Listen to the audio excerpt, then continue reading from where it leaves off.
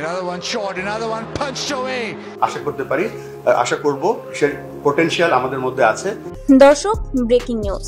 পাকিস্তানের বিপক্ষে তৃতীয় টি-20 ম্যাচে অর্থাৎ টাইগার দলের মান সম্মান রক্ষা করার ম্যাচে বিশাল বড় পরিবর্তন নিয়ে কঠিন শক্তিশালী একাদশ ঘোষণা করল বাংলাদেশ। দর্শক, বিস্তারিত জানতে ভিডিওটি না টেনে শুরু থেকে শেষ পর্যন্ত দেখতে থাকুন। দর্শক, বাংলাদেশ ক্রিকেট দলের জন্য সময়টা যাচ্ছে দুঃস্বপ্নের মতো। একের পর এক হারের ধাক্কা সামলাতে হিমশিম খাচ্ছে লাল সবুজের প্রতিনিধিরা। সর্বশেষ সংযুক্ত আরব আমিরাতের বিপক্ষে 2-1 ব্যবধানে সিরিজ হারের পর থেকেই দল নিয়ে চলছে ব্যাপক সমালোচনা ও বিশ্লেষণ।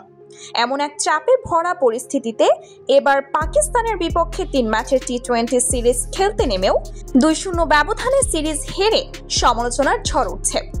বাংলাদেশ এই সিরিজে ঘুরে চরম ব্যর্থ হয়েছে। তাই এবার নিজেদের শেষ ম্যাচ জিতে মান সম্মান বাঁচাতে একাদশে বেশ কিছু পরিবর্তন নিয়ে মাঠে নামছে 1 জুনে বাংলাদেশ, সময় 9টায়। দর্শক, ইনজুরির কারণে ছিটকে গেছেন শরীফুল ইসলাম। তার বদলে তার জায়গাতে খেলবে খালেদ আহমেদ এবং ছন্দ ছাড়া বাজে বোলিংয়ের জন্য রিশাদকে একাদশের বাইরে থাকতে হবে। তার জায়গায় খেলবে শেখ মেহেদী। দর্শক, ওপেনিংয়ে পারভেজের জায়গায় খেলবে নাজমুল হাসান শান্ত। এছাড়াও দলে আরও একটি পরিবর্তন হতে পারে। তো দর্শক, আসুন এক নজরে দেখে নেই বাংলাদেশের সম্ভাব্য একাদশ। অধিনায়ক লিটন দাস, তানজিদ হাসান, নাজমুল হাসান শান্ত, তৌহিদ হৃদয়, জাকের আলী, শামীম হোসেন, শেখ মেহেদী হাসান, হাসান মাহমুদ, তানজিম হাসান সাকিব, খালেদ আহমেদ। তো দর্শক, আপনাদের কি মতামত?